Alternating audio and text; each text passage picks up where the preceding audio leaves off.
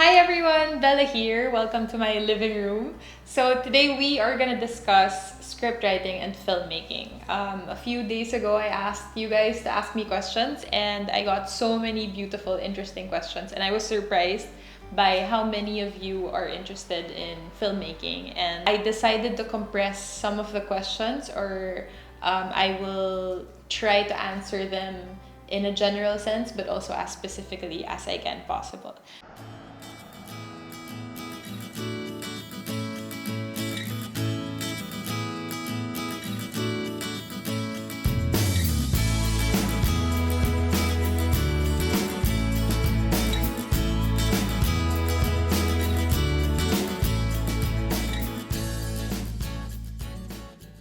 So before I get into your questions, I'd like to discuss script writing or filmmaking in the way that I know, or I guess the tips that I can give you guys, or the rules that I follow personally. So first, let's discuss my personal process. So I wrote my notes down because I'm so forgetful. This is one thing that you need as a scriptwriter. Always have a notebook with you because you don't know when inspiration strikes. So always have a notebook and a pen in your bag. So yeah, these are what we're gonna discuss today. Alright, so first, my personal process. I noticed that a lot of you asked me what inspires me to write or where I get my inspiration from. So I will give clear examples. It's like for Camp Sawi, when we were creating the idea of Camp Sawi, which was written by Direct Irene Villamor. But when we were trying to come up with the concept of Camp Sawi, we basically were just thinking, like, if there is a rehab for all sorts of addictions, why is there no rehab for falling in love or people who are heartbroken? And so we came up with a concept of Camp Sawi. So sometimes it just starts with a conversation, and that's how we came up with Camp Sawi. For Luck at First Sight, I was literally in the car and the radio DJ was talking about love at first sight. And so I said, maybe to try and do a play with the words and go for luck instead of love. And I started coming up with scenes and ideas for Luck at First Sight, and that's how it was born. I also saw that a lot of you asked about how I came up with Last Night. Last Night is one of, I guess, my favorite things that I came up with to date. I was going through a lot personally when I was writing Last Night. I was working super hard. I felt like I didn't have a personal life. I felt like that aspect of my life was dead in a sense because I was shooting a TV show and 2 movies at the same time. And as you all know, Last Night centers on very dark themes. So I think what I was going through in real life reflected in my art or in my writing process for Last Night. If you also noticed, Last Night has very magic surrealism themes. I was very drawn to those kinds of films in 2017 when I wrote Last Night because I was trying to escape my reality, which was work, because I was constantly working. Some films that I love that have those themes, these are actually maybe 2 of my top 5 films, would be What Dreams May Come and Eternal Sunshine of the Spotless Mind. So I think that's what inspired me to do Last Night. So yeah, inspiration can really come from anywhere. I also get inspired by people, random people and strangers that I obviously don't know. So I like writing in cafes. I like sitting in cafes and just listening to people talk. I also noticed I can't write when it's super quiet. I need something, or I need, I guess, some sort of noise around me, whether it's conversations or music. Obviously, I play certain playlists for the scenes I'm writing. If I'm writing a love story, then I listen to love songs. And if I'm writing something deeper, darker, and sadder, then I listen to more alternative music. I noticed helps a lot in the process of creating something. So yeah, I suggest if you guys are gonna start writing something, have a playlist for a specific project. So even when I'm acting and not writing, I have one playlist per project. And it's very easy for me to tap into the emotions that I need or I want because I listen to certain songs. So let's say, like, for this soap opera, this is my playlist. I pull out one song and immediately I can reach the emotions I want if I need to portray sadness or if I need to exude happiness. So yeah, have a playlist when you're writing. I think that's one practical tip I can give you, and that's one of my personal processes. Also, I think the hardest part for me when I began writing scripts was the middle. So obviously we know that scripts comes in a lot of stories, and scripts come in parts. So you have the beginning, the middle, and the end. The intro is very easy to write. It's full of detail. Your imagination is still super rich. Most of the time, you also know how your story would end, or if your producer tells you we want a happy ending, then you know you're gearing towards a happy ending. You already kind of envision it, but it's always the middle part that's hard. My practical tip for this is write what you want to watch. So imagine yourself in the cinema watching your first ever script that came to reality and became a film. What would it be that would take your beginning to the end? So imagine yourself as your audience and write what you personally want to watch. I think writing and filmmaking in general is somehow also a self-serving job. You are creating something that you would love. I noticed a lot of singers say this. They do listen to their own albums, or they like their own songs, and they like listening to their songs when they're on the road.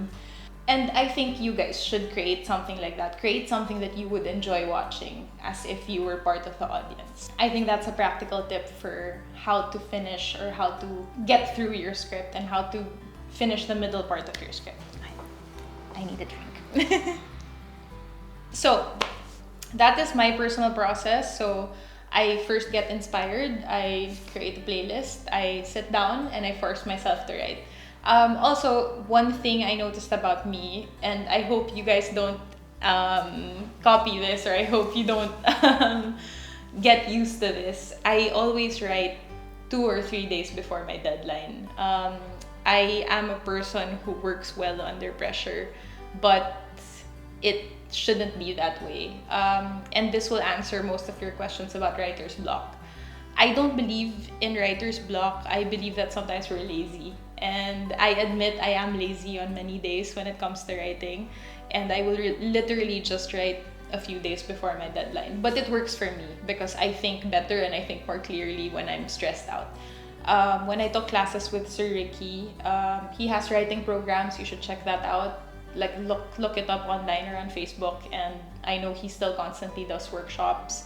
So Sir Ricky also said find a time during the day that you are most creative. So I'm more creative towards the evening. I wake up late. I'm not a morning person, and I know that. So I start thinking more clearly in the afternoon or towards the night. So I write better during those hours. So you can define yourself also how well you write in the morning or in the afternoon or in the evening, and really just sit down and try to write a few scenes, and you'll be surprised in a few days or weeks you have finished a script. So yes, you can really honestly write a whole script in a day.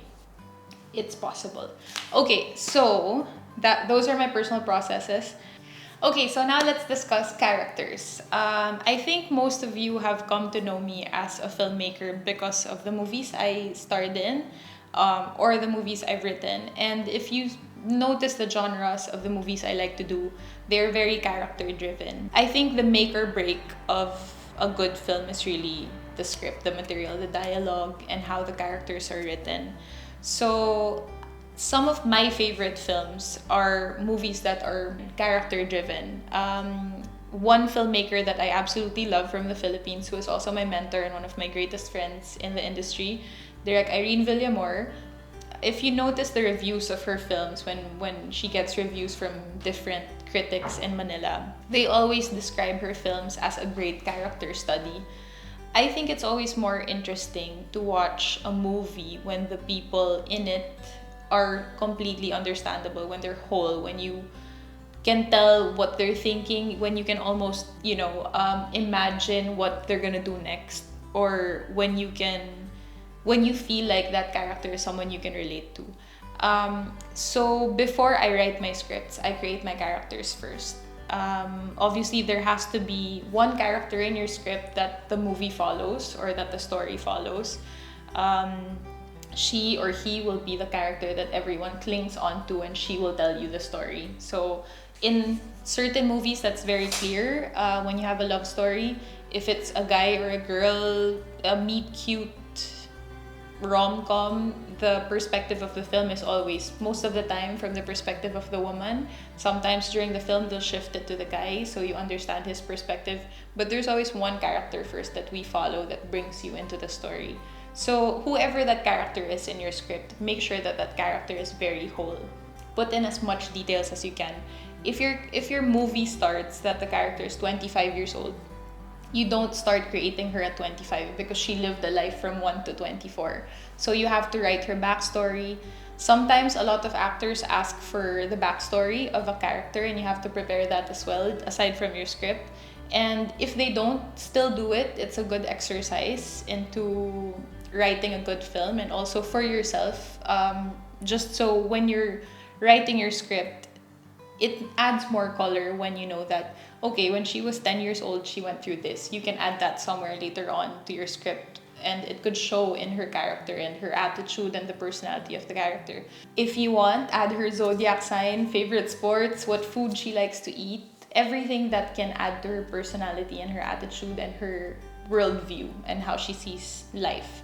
So when those are complete and when you write a holistic character, honestly, if your characters are like this, you start with that one character that will lead into the story, and then you also have to make the whole characters who will affect her throughout the film. And when they're all beautiful and whole like this, all you have to do is let them play in your head and let them talk in your head. This might sound funny, and you guys might think I'm crazy, but really, script writing is mostly letting people just talk in your head. You will notice that once you get into the flow of writing, once you start writing, you're not even thinking anymore. It's literally just flowing out of you. That, I think, is one of the beauties of script writing. It's so immersive. It feels like an out-of-body experience because you're literally just watching characters move around and you're just the instrument that writes what they're doing.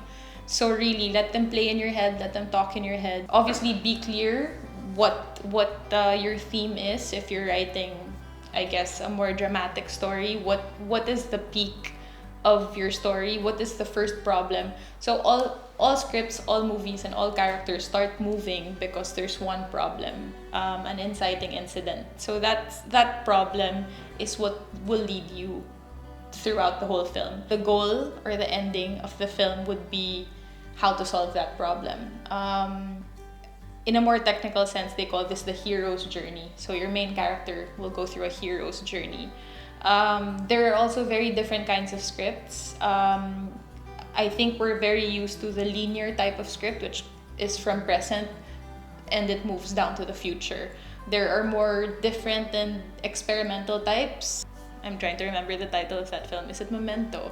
Where the whole film goes backwards and it's a big flashback of a film. And that's beautiful as well. So there are different styles, different ways to tell your story. The more interesting, I guess, it is to write for you, the harder it is to write, it will be, I guess, more beautiful for your audience to watch. And one way to familiarize yourself with these different kinds of genres is, if you're serious about filmmaking and script writing, watch a lot of films. Watch different kinds of genres. Even if you're not too inclined to watching this type, if you personally only love, say, love stories, try still watching different kinds of genres because it can affect the way you write as well.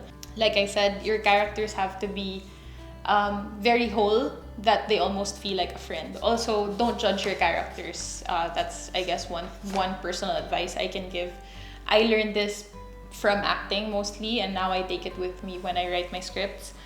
Be the first defender of your character. You should know your character so well that when someone questions, like, why did she do this? That's wrong. You can answer, because she was thinking of this or she was going through this. It doesn't necessarily always have to be right in the eyes of everyone, but you yourself, you should be the number one defender of your character. Even if you're writing a villainous type of character or like a contrabida character, if you defend your character so well and you believe your character so well, it will come out and it will pop on screen as a character that will ask for sympathy, or it will be a character that even if viewers would want to hate, they still understand where they're coming from, because you yourself have written that character in a way where you know where they're coming from. I hope that makes sense. So yeah, add as much detail as you can. Love your character. understand them well, and let them live in your head. That's my tips for writing your characters. And I honestly believe if you have very well-rounded and beautifully written characters, your script will pretty much write itself. Okay, now I am gonna talk about how I know a script is good or when it's already finished. I noticed a lot of you asked this. I know a script is good when, while I'm reading it, I can already see it in my head. I recently watched the story of Lucille Ball, Being the Ricardos, and the character of Lucille Ball, which was played by Nicole Kidman brilliantly, would always think about how she was doing the scenes or how she would want to do the scenes as the writers were telling her about it. And I think that just makes the job so much easier for you, the writer, for your director, and also for your actor. If they can already picture what you have written on paper, I think that is a sign of a good job. It also gets actors excited when they can see the scenes in full detail. So I will teach you later the format of a script, but now I'm telling you, before a scene starts, there's always a header where you narrate what your scene will be. And that narration should, for me personally, be as detailed as possible. So instead of saying, like, if we have two characters, Anna and John, you don't just say, Anna walked in the room, and then you write her dialogue. What did Anna see when she walked into the room? What kind of room was it? Was it cold that day? What did the room look like? Were there paintings in the room? Were there mirrors around where she could see herself? All these little things add texture to your script. It will also play beautifully on screen when you're as specific as possible, because you're giving your production designer an idea of how you want your scene to look like. Also, your director will have a clear sense of what you're thinking of in that moment when you were writing the script. So that's, I think, my take overall on script writing. More is always best. As much as you can, write the most details you can. Give your locations, give your characters, give your scenes as much color as you can. And then on set, your director and your actors can take it down if possible or if necessary. Okay, thank you so much for watching, guys. This is where part 1 ends, and don't forget to subscribe and also watch out for part 2, because in part 2 I show you a sample of my upcoming script, and also I will teach you the more technical side of writing and what exactly you need to submit when writing a script and what you need to submit to a producer. So yeah, watch out for part 2. Thank you for watching! Okay, so one quick trivia on this. I actually picked this flower on set, like on the first day of filming, and I stuck it to my script. My scripts are very personal to me, so little touches like this make me go back and reminisce. And 54, and there you go. Sequence 54. Scene would look like this.